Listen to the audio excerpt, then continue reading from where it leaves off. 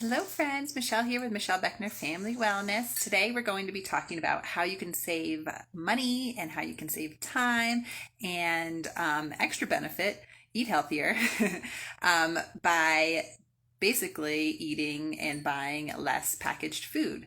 And I know this can seem like a really big transition. It can seem impossible. And it's also a journey for everyone, and there's like a spectrum of everyone. I know I'm learning every day about like eating new foods, eating different foods, and eating less and less convenience and packaged foods. A lot of it depends on like what you grew up on, right, and what you're used to.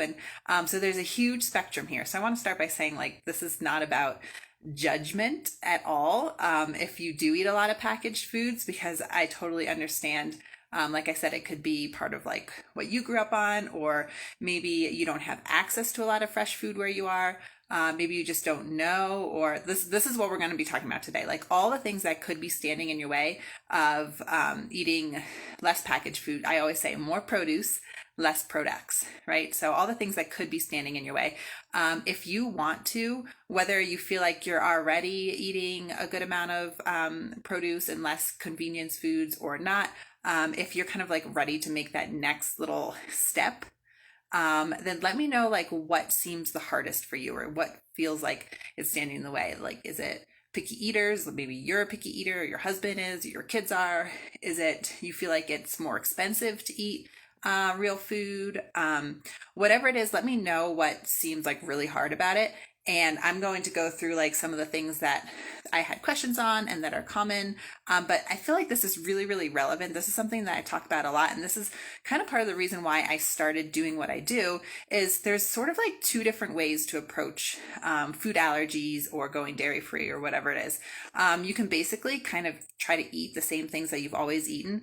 And just find like the dairy-free versions of it. Like, well, especially now, when I first started there weren't as many options out there. But you could find, like dairy-free ice cream. You can find dairy-free cheeses, which are like never really that good. You can find like allergen and gluten-free. Like you can find allergen-friendly of like almost anything now, right? But it is really expensive, first of all. And second of all, it's going to take you a lot more time, because if you're buying more packaged foods, because you're going to, and I hear this all the time too, you're going to be spending a lot of time, like your first few trips to the grocery store, trying to find those substitutes for the things that you're already eating. Reading the labels, trying to figure out like, okay, what is in this? Is this, because the labels can be super confusing. We can totally simplify that. So like I said, there's kind of like two ways to approach going dairy free. You can just look for all these substitutes, spend a ton of time and a ton of money on these dairy free substitutes, or you can simplify, which I am all about, and slowly kind of start to learn and enjoy and appreciate eating less packaged food and more whole foods. So again, let me know like what seems really hard about this for you, or maybe you're already doing it. Maybe you've always been this way, or maybe going dairy free has kind of like led you to be this way because you didn't want to spend all that money on dairy free stuff. So you've just been eating more whole foods and cooking more at home. Let me know about that too in the comments. I'd love to hear like kind of where you are on this whole journey. But a few things that I kind of see often, and that I've had questions about when it comes to eating more whole foods and less packaged processed foods with labels, right? Like anything that's going to take you time to read a label and figure out what's on the food. These are some things that kind of stay in the way. Snacks is something I see talked about all the time. Everybody's always wondering about snacks. And I've talked about snacks quite a bit. But we'll talk about that because I know that's a hard thing, right? That's sort of where like the convenience foods come in a lot.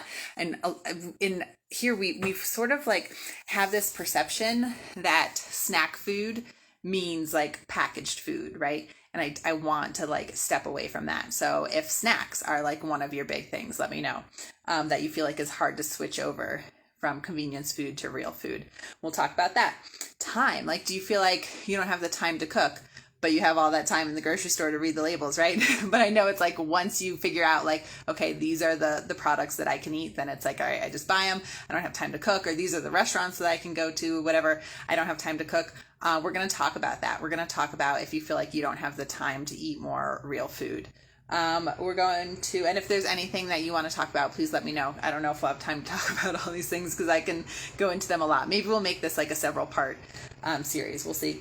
Next, knowledge. Like, do you feel like you just don't even know where to begin and it feels so overwhelming and it's like it's just something that you've never done before or never thought of and you just don't even know where to start? Like, you just don't know how to eat differently from you, like how you always have been, right? So maybe just like the knowledge is what's getting in your way. Or lastly, what else do I have? Oh, or picky eating, like I mentioned. Are you a picky eater?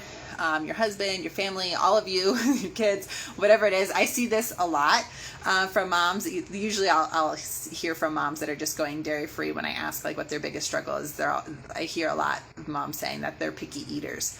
And I definitely, just like everything on this list, I have a lot to say about that as well. So yeah, I'm going to go through. We'll see how many of these we can get through. I actually want to get outside. I live up in the mountains in Colorado, so we get snow quite a bit. But it's usually like nice and fluffy, powdery, beautiful snow that's like easy to take care of. But last night we have maybe about 6 inches of snow on the ground over the past few days. But last night it was super windy, so we woke up to like snow drifts like in front of our door and all on our walkway, and it's like packed heavy snow. So anyway, after this I want to get outside, get some exercise, and finish clearing off some snow with the kids. So let me know what you guys are doing today if you want to chat a little bit. But anyway, that's why we'll see how many of these we can get through. So if you want to talk about snacks first, if this is something that you feel like is kind of getting in the way of eating less packaged food, first of all, and I've talked about this before, so I probably have some other resources on it as well.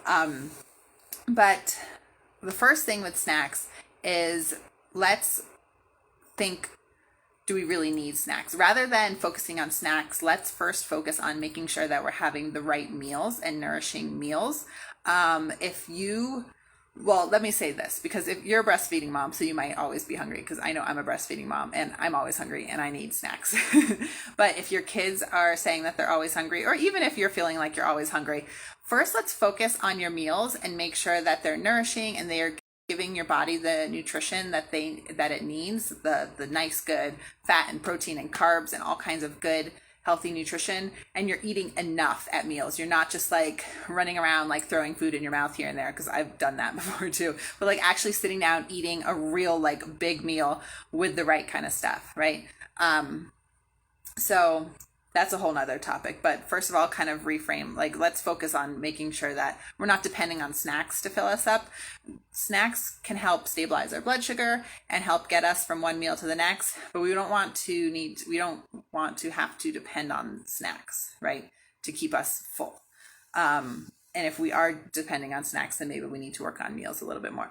But anyway, the topic that we're talking about is eating more real food and eating less packaged food, right? So snacks is usually a thing because we have this idea, like I said, that for whatever reason, big food, right, wanting to make money off of us, we think that snack food is packaged convenience food, and that is so not true. It does not need to be that way. Snack food can just be like the regular food that you're eating. I read in a book once, I think it was Woman Code by Alyssa Vitti, which is like an awesome book about like balancing hormones and stuff like that. But she was like, think of snacks as just another opportunity to get vegetables in throughout the day. So not to say that all my snacks are veggie packed, because they're not.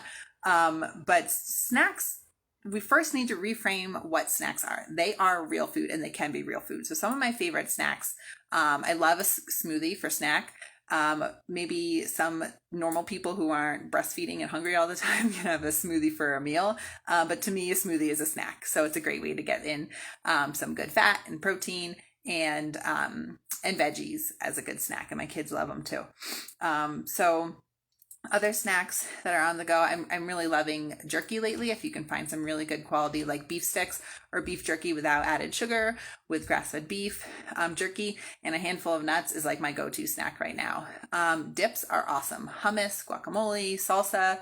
I love making like a beet dip, like whatever it is, dip with like tortilla chips or which are processed food. That's why, we'll find the balance here, right? Or veggies or whatever. I love nuts any kinds of nuts and seeds. You can make your own trail mix with like some really good quality dark chocolate in there. What else? Fruit is always good.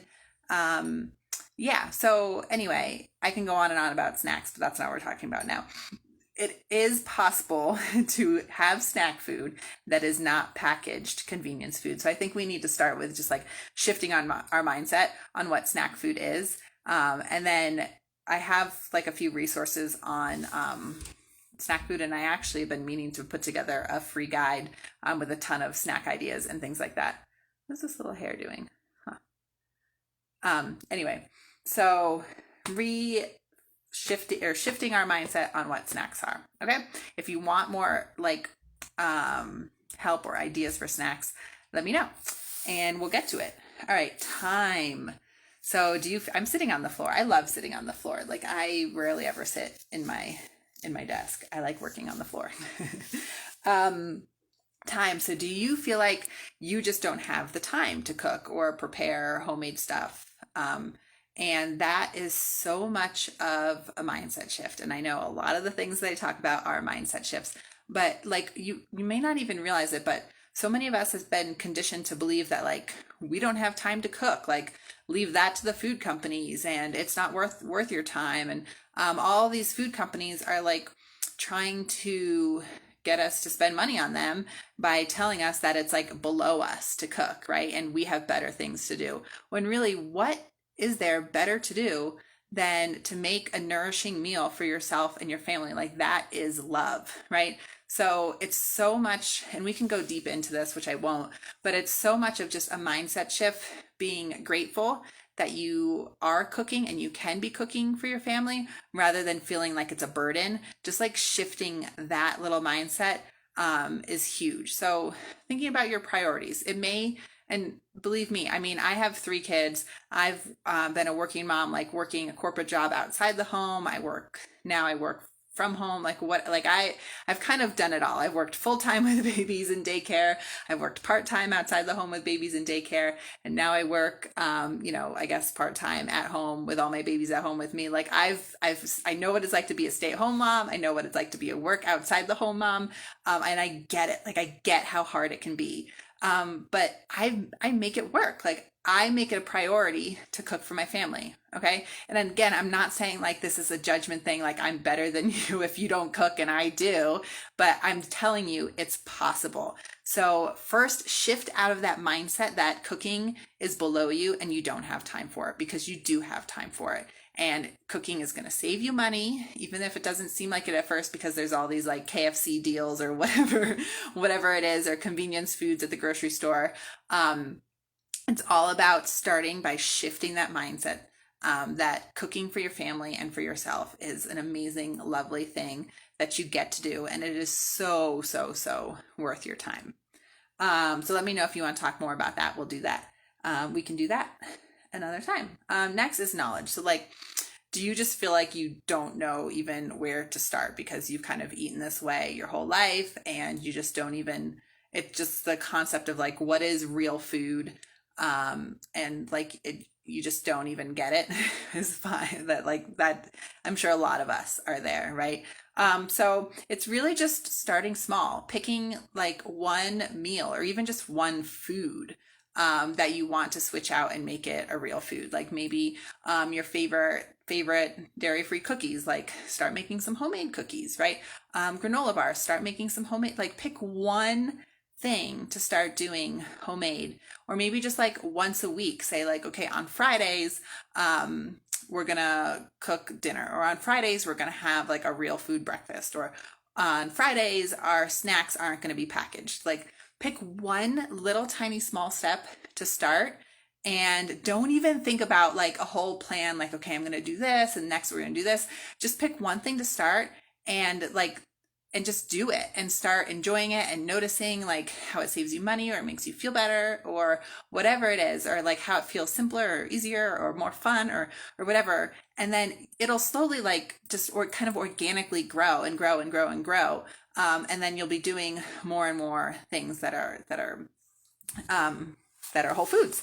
Another really great place to start if you really do want to switch to a more whole food diet, I really like the cookbook, and I think it's a blog too, 100 Days of Real Food by Lisa Leake. She's got some good recipes in there, and the first half of the book is kind of like a whole explanation of like what is real food as far as their definition of real food and like how they got started and stuff like that. So if you feel like knowledge and just like understanding how to eat more real food and less packaged food is what's getting in your way, one, just pick one tiny little place to start.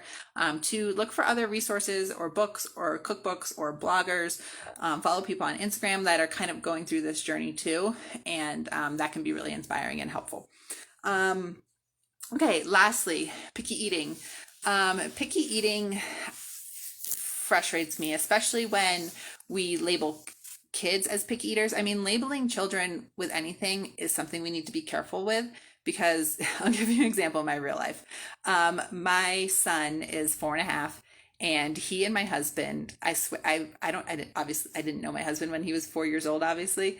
But I have a feeling that he was probably the same way as my son, because they just like butt heads a lot. And my son frustrates my husband, and my husband frustrates my son. But anyway, one of the things my husband gets really frustrated about with Bradley, my son, is that he doesn't listen. So my husband will a lot of times say like, you don't listen, you're not like being mean or whatever, but like, you're not a good listener, or you don't listen, and like labeling him as like not a good listener or a boy that doesn't listen, right? And there's only so much I can't change my husband, but I try to explain to him that like that will become a self-fulfilling prophecy. If you tell him he's not a good listener or he doesn't listen, that's what he will know and expect of himself, right? So same thing, hopefully that makes sense. So same thing with picky eaters. If we label our kids as picky eaters, even if you're not saying it to their face, but you're saying it to other people, or like you're acting like that, like they'll pick up on it, right? And then that will become like what their identity is a picky eater. When instead, even if you do feel like they're a picky eater, which we can change, you can say, this is what I would say to my kids if they were like, maybe one night like they're just not in the mood to eat something, or they're being picky or whatever. Even if they never eat that food or something, I don't know, my husband will be like, why are you such a picky eater? I'll be like, I know you love eating all kinds of food, so maybe tonight try one bite of everything, right? So even if it doesn't feel true, just say like, I know you love trying new foods, or I know I know you're an adventurous eater. Like, even if they're totally not, just start saying that, and then that'll come true. But anyway, that's kind of like off topic of what we're talking about.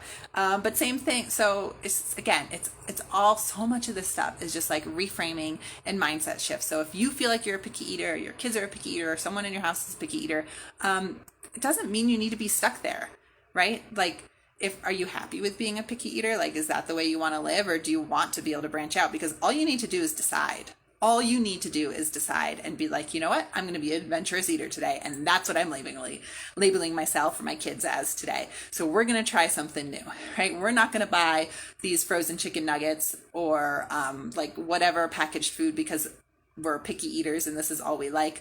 We're going to be adventurous eaters, and we're going to decide to do that today. All you need to do is decide and start trying new things. And that's it.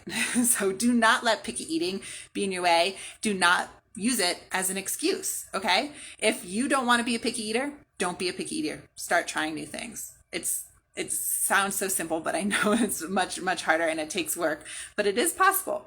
Find food that tastes good. Prepare food. Maybe you're a picky eater. Like my husband, when he was younger, supposedly, I hear this from his mom, was a picky eater, and he would like never eat certain stuff. But what my husband says to me, he's showing up in a lot of my stories today, like without my mother-in-law around, is, well, she wasn't a very good cook. She would just have like canned green beans, or like she was English, so I guess they like boil a lot of food and like don't use a lot of seasoning, or maybe that's just what her mom, I don't know. But so he was a picky eater, but only because like the stuff that he was being offered just didn't taste good to him, right? So like finding ways to cook foods where they taste good, like using tons of herbs and like different seasonings and flavors. Curry powder, kids love curry powder for the most part, which is like a very strong flavor, but it's also kind of sweet. So like just branching out and adding flavor to your foods. Roasting vegetables is a great way to get kids to eat them. Roast them, even with just some salt. It brings out the sweetness, super good. So just finding ways to cook food that make them taste good and look good and are appetizing. That's one great place to start. Moving to real food when you feel like you or someone in your family is a picky eater. Another thing with picky eaters, it could be there's some sort of vitamin or nutrient deficiency, like a zinc deficiency or a magnesium deficiency, can sometimes mess up with your taste buds or make things taste really bland or make things have too much flavor. So it could be a nutritional deficiency, which is not something that I can troubleshoot with you guys right here, but just something to keep in mind. Like it could be more than just like I said, just decide. There could be more to it. So if you feel like there's more to it, then reach out to me and maybe we can try to troubleshoot that kind of stuff. So anyway, the moral of the story is, if you feel like you've gone dairy free and you're so overwhelmed, you're spending forever at the grocery store reading labels, going dairy free is too expensive. If you're feeling like that at all, because I see that all the time, there is an answer. It does not have to be that way. It does not have to be like deciphering a different language, reading these food labels. You do not need to be spending more money just because you've gone dairy free. All you need to do is make those small steps to move away from that packaged convenience food and more towards just more real food and food without labels.